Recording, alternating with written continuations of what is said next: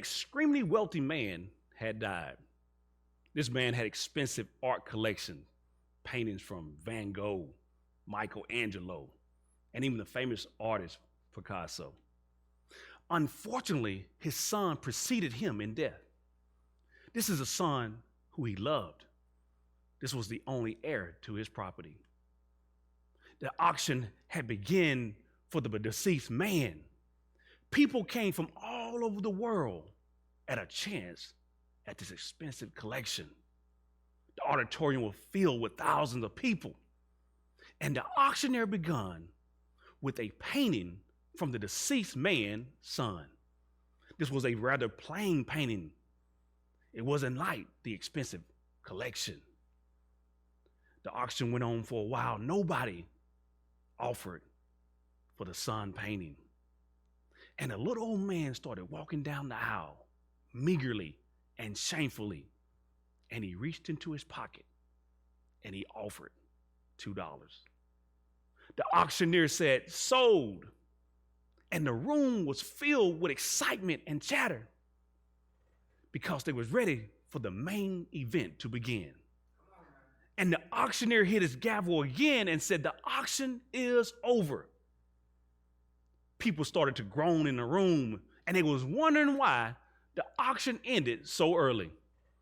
And the auctioneer went on to explain that whoever gets the son painting gets the entire art collection. Come on now, beloved. The master had already decided that whosoever accepted and loved the son would not only get the works of the son, but he gets the entire benefits of the father. Come on. The master had already decided that whosoever received the son received it all. I want to encourage someone this morning. Your life may not be where you want it to be. Just accept the Son of God. When you accept Christ, you will get all of the blessing. When you accept Christ, you will receive eternal life. When you accept Christ, you will receive the benefits of the Father. I want to encourage someone today to receive Christ. If Christ have been good to you, if Christ have changed your life, where you are right now, you should give him a hand clap of praise because he wants to free you from your spiritual debt. We've been walking through the book of Proverbs, and in the first 5 chapters, Solomon has been teaching his son how to avoid spiritual debt. But in chapter 6, he encouraged his son how to avoid financial debt. Now this leads to our message. So today I want to talk about avoid foolish debt. Come on. Solomon was giving his son some wise financial information about debt. You know, the old folks say that money don't make you happy, but being broke won't either. Jackie Neal said that money won't buy you love, but it's a good down payment. People have told me that love is more important than money. But have you ever tried to pay a bill with a hug? So what I'm saying, it's really important. If you just look down into it, we all need it. And he was letting his son know in the previous chapters that you need to look straight ahead, that you need to stay focused. And he was teaching his son that you need to be disciplined. And now he's telling his son, you need to watch your paper. Come on now. Now, sometimes when you're in so much debt and when you got so much going on, it is hard to focus. It is hard for us sometimes to focus on God when our money is funny. Come on now, if you just be real with it right now. And Solomon is saying that we need to have a lot of things in order in our life to live a financially sound life. Alvin, there have been times in my life when my money was so funny. My wallet was like an onion. When I open it up, it'll make me cry. Come on now, come on. Hey, Karl Marshall said, hey, good, well, that don't want to go with it, good loving. But anyway, so my point being is, when your money is funny, it is hard to focus. And he was trying to help his son. You see, we have 3 types of people. We have the have-nots, and the one who have not paid for what they have. Come on now, we're talking about debt now. And so today, I have some Bible-proven methods that will help you with your life. Come on now. Let's look at Solomon. Look at the first advice he gives. Let's look at Proverbs 6:1. This is what Solomon said. He said, my son, if you guarantee a loan for your neighbor or pledge yourself for a stranger with a handshake, he said, you will be trapped by your words. Come on now, beloved. He said that you will be trapped by your words. Come on now. Solomon is giving some sound financial advice, and he's saying, you are not to co-sign for another. Come on now. Some of y'all don't want to hear that, but he said, if you do co-sign for another, you can't control what the other person does with their life. What if that person have a little bad luck? What if that person default on that? You are solely responsible for that debt. And he's giving some sound advice. And he said, if you do that, he said, you'll be caught by your own purpose. Come on now. Pastor, he had me to co-sign for him, and he left, and he did me wrong. Let me help you out, Solomon, trying to help you out. He said, you signed the paper. He said, you'll be caught by your own promise. Who signed the papers? You did. Come on now. Solomon is saying, don't even do that. Don't trap yourself by your own words. And he's giving you some sound advice. Thomas Jefferson, who was our third president, one of our founding fathers, was doing extremely well. But he died broke. Thomas Jefferson co-signed for his nephew in 1818.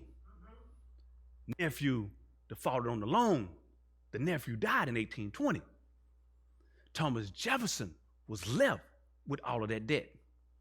Thomas Jefferson sold some things and still didn't pay off all that debt. Thomas Jefferson had ended up passing away, and all the debt fell back on his grandson.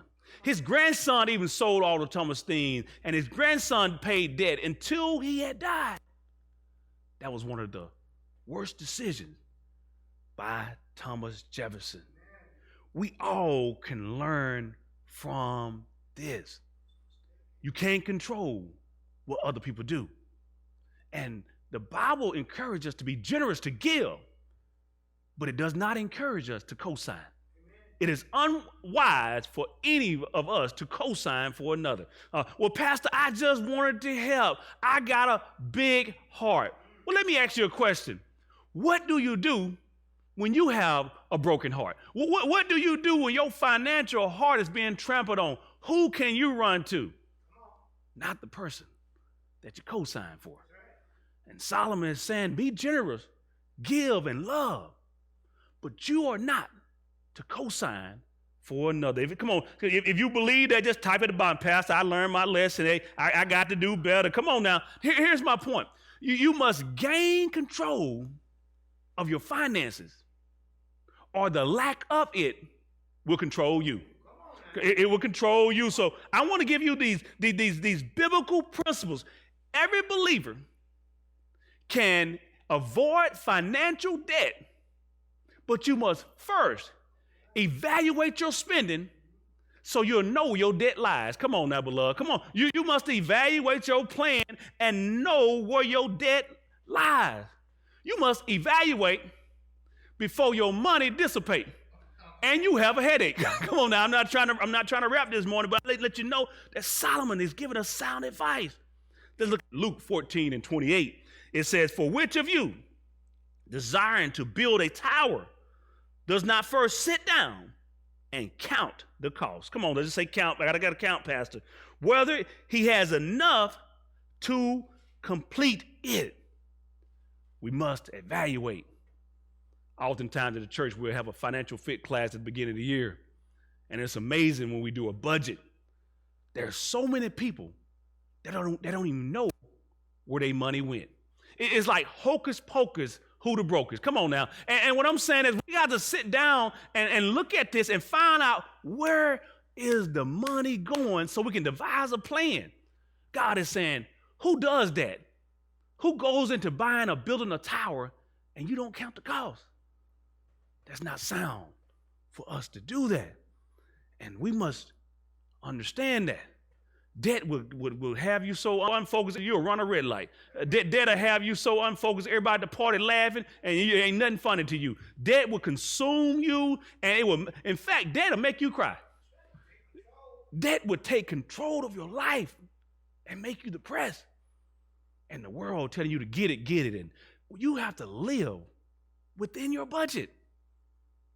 They said the average person has at least $8,000 in credit cards. They said that the average person has a amount of debt that have them bogged down at times. The number one reason for divorce is financial issues. Think of it like this right here, Brother Adam. If married couples were more deeply in love than in debt, this world will be a better place. Come on now. This world will be a better place. And we got to understand that we got to act our ways. And the only way to do that is to evaluate our spending to see where we lie. Come on now, beloved. Jesus said, you got to count. You got to count. I was watching the news, Emily, this January, and the Reverend Marshawn Lynch was giving some financial advice to the Seattle Seahawks. Come on, beloved. Now let me tell you, Marshawn had retired as a running back last year, and they had some injuries during the season, and they brought him back. And he was playing. And in the interview, they were asking Marshawn about the game. He said, well, I don't even want to talk about the game. He said, these are troubling times for these young players. He said, I done retired and been on the other side. And there have been some people that are having some financial problems. And he said, I want to tell these young players, you got to watch your chickens. Come on now, I'm going to say it again. He said, you got to watch your chickens. He said, you need to watch your chickens. He said that you need to watch your mental, because you get on the other side. When you retire, you can do something with your life. Now, you may call your money paper or chicken, whatever you call it, but you got to watch it. Come on now. If the Reverend Marshawn Lynch said you got to watch your chickens, then you know what? You need to watch your chickens, because he done been on the player side and the retirement side, and he's telling us that we got to plan for our future. And once you do a budget and understand where your money is going, it's only good that you do a debt snowball. Now, if you would, at the bottom of the screen, go to our website, and we have this quickie budget by Dave Ramsey. You just click on Avoid Foolish Debt, and you can pull it up. And then we're going to have some examples how to do a debt snowball. So now, once you understand where your money lies, where your debt lies, now it's time to face the giant. Come on now. It's called a debt snowball. You cannot fake it till you make it. You got to face the giant. Who do you owe? You line them up, smallest to largest, and you attack that. Some of you sitting right where you are, well, Pastor, I make $20 and my bills are $20,000. No. What I'm telling you, you might have to give everybody $1 a piece. But I tell you what, if you match up with God, God will see you through. He will see you through. And this is what I want to help you with. Look at Psalms 37:21. Why do I say you have to pay everybody back? That's what the words say. Look what it says in 31:21. It says, an evil person borrows and never pays back. Come on now, I need to text this to somebody, Adam. It says an evil person borrows and never pays back. I need to email some folks this right here. Come on now. And God is saying that's not of God to owe people and act like you don't owe them. And God's saying that's evil. And I'm telling you, it may be weird paying people back, but be weird. I'm telling you, be Holy Ghost weird. God will bless your life. And God honors those who honor his word. I want to encourage somebody today. Each month, somebody comes to me and say, look, I want some financial advice, and how do I get in real estate? A banker told me about you, or somebody told me about you. Each month, I have people come to me about financial advice. Now, you know what? I ain't had nobody come and ask how to be a better preacher. I got to work on my preaching album. But they come to me and they ask for advice. And when I give it to them, Emily, sometimes it seems like the air go out of their heart. Now, let me share something to you. It's called discipline. So they ask me, what do you do? I say, that's why I explained to them, Adam, this has been helping me for the last 20-something years. Number one, I pay 10% tithes. Number two, I put 10% in savings. Number three, I have a 10% blow. If I want to buy a fishing reel or whatever, that's my money to play with. And I keep my bills under 50%. Now you got 20% floating in the account for life. That's the system I've been using. Now, I want to encourage you, you don't have to use my system, but you need a system. If you don't have a system, you will be unsystematically broke. It's not if, it's only when. And you got to take control of your money, or the lack of it will take control of you. When you're in so much debt, personal debt will ruin you in tough times.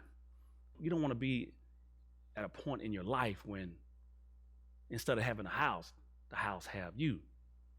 If you fail to plan, you plan to fail. We got Christmas coming up and the holidays, and you got people who will buy this year's gift with next year's money. You got people that are saying you need to be cool and live like the Joneses, and girlfriend, let's go on this vacation and let's go to Vegas. But you don't want a vacation that's going to follow you home. And what I'm saying to you right now, we have to evaluate our spending, and it's just simple mathematics. If we can't afford it, we don't need it. There's an old Swedish Proverbs that says that he who buys what he don't need steals from himself. Come on now. And so all you're doing is hurting yourself. And Solomon's giving us sound advice. We spend all that money on Christmas gifts, and the people that we buy them for, we don't even hear from them. They don't even call us in January. And you don't even know if they know you're alive. I tell you this right here. If you want to know if somebody know you're alive, miss a few car payments, miss your house payment, trying to please people in Christmas. You'll get all the calls that you need. And God is saying we got to have some spiritual fitness in our life. I learned with finances is 80% behavior and 20% head knowledge. So let's dig into this a little more. Now, what if you're facing that debt? It seems overwhelming, and once you put it on paper, it makes you sick. I'm telling you, don't run from it. I want to encourage you today to face it. I had a friend, Mark, and he and his wife, Jennifer, they very cool people, and they like to honor each other's wishes. And Jennifer told Mark, she said, now, with this baby girl that we have, that we're not going to spoil her. We want her to grow up and be a productive citizen. That's their agreement. So Mark invited us over to watch the game. And while we're sitting in there, the baby was in the playpen in the next room. And the baby began to cry. And Mark walked in and he reached down to take her out. And Jennifer said, Mark, I done fed her. There's nothing wrong with her. And we agreed we're not going to spoil her. Don't take her out of the playpen. Mark came back in and we started watching the game again. And the baby started crying once again. And Mark walked back in. He reached down to pick her up. Jennifer walked in the room and said, Mark, we agreed that we're not going to spoil the child. Mark comes back in to watch the game with us. But he sent Jennifer to the store. And the baby started having an emotional storm, kicking, screaming. And Mark walked in the room. And the baby had her hands up in the air. And Mark looked at her and said, your mama said that I can't take you out. But she didn't say that I can't get in. So come on now, beloved. I'm trying to help somebody. Mark got in that crib with her, in that playpen. He comforted her emotional storm. And her life got better. I want to encourage you right now. You may be facing some debt and it's overwhelming to you. But Christ may not take you out, but he'll be with you in the storm. I'm trying to help somebody right now. Some of y'all have been experiencing that right now. Some of you don't have enough gas money to make it through the week, but you got enough gas in your car to make it a payday. Come on, God being good to you. Some of you don't have money to eat out throughout the week, but you got food at home. Come on, God being good to too many of us in here. If God has been in the storm with you, then you understand that the comfort of God is with you. He'll bring you out in his timing. But we have to understand that God comforts us in the midst of our storms, in the midst of our trials. Just think over your life and ask yourself, have God brought me through something that was too big for me? And if he did it once, he'll do it again. So I want to encourage you. Once you look at that list, be encouraged in the Lord. Be encouraged in the Lord. Avoid foolish debt. First, you must evaluate your spending so you'll know your debt lies. And then you must evaluate your saving so you don't get back in debt. Come on, beloved, you got to evaluate your savings. And let's look at Proverbs 21 and 20. It says, in the house of the wise are stores of choice food and oil, but a foolish man devours all he has. The word of God is saying we should have some choices. When your money get funny in your checking account, you should have your savings account to fall back on. Come on now. I'm going to help you with something now. Mama said that you need to save for a rainy day. I'm not trying to be a fear monger, but it's going to rain. It rains on all of us. But are you prepared when it rains? Where's your umbrella? When it rains in your life, you got to have something to fall back on. If you don't, only thing that you're going to experience is the trick of the devil. Come on now. When you have your savings account, you can go to that instead of going to this. Let me help you out a little bit. Let me put it on the bottom shelf. See, when you have your savings account, you don't have to let MasterCard be your master. Come on now. You got something to fall back on. So Pastor, what about this saving? Well, it needs to be automatic and regular. I'm going to help you out a little bit. If you got $200 going in your account, you should have $20 automatically going into your savings account. And you should do it to a point that you're just not doing a crash diet of saving. You're not putting, if you make $200, you're not putting up $180 in saving. You got to live, but you're putting enough that's doable for your life. And that's how you stay on the plan. You got to save. Can I help you with something, beloved? Can I help you with something, Emily? Let me help you with this right here. If you save your money will save you. If you save your money is going to save you. So this is not a big earner to buy big gifts and to buy the big things and have big things popping and little things dropping. This is for you and your family to save you when life comes. This is to keep you from going back into the debt that you left from. And I want to encourage you today. I know that when it comes to money management, that 80% of it is behaviors and 20% is head knowledge. And I want to encourage you today to get angry about the debt in your life and change your life. Because in this life, people would try to pressure you, Adam, and try to push you into being cool and live with Joneses. But we got to pull back. You know, sometimes the guys say, let's go to the NBA finals. Let's drive to the ATL for the weekend. And God is saying that, hey, right now, it's not a good time. Sometimes you just need to pull back and do the will of God. But people would try to push you into doing certain things because everybody is doing it. And if you're not doing it, you're considered weird. It's okay being weird, knowing that you have something to fall back on. This reminds me of the story of the woman with the issue of blood. And she went to many doctors, but her situation got worse. See, she could not, she was bleeding. She had this uncurable condition, and that she kept bleeding for 12 years, and nobody could stop it. She made her mind up because the Jewish laws back then, they said if you touch someone while you're hemorrhaging, that they become unclean.